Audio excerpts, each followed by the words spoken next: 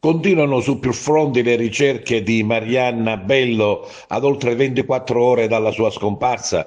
Vigili del fuoco, protezione civile, volontari sono impegnati in più direzioni, mentre l'intera comunità è in apprensione e prega per la giovane mamma, i suoi tre figli e la sua famiglia.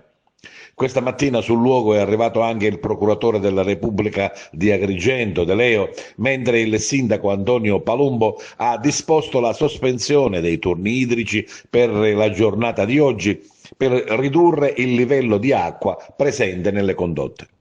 Le ricerche, come dicevamo, proseguono su più fronti. Due scavatori sono in azione nel vallone, nei pressi del depuratore di Contrada e Esachimento, per scavare e rimuovere i detriti che vengono lì trascinati dalla furia delle acque.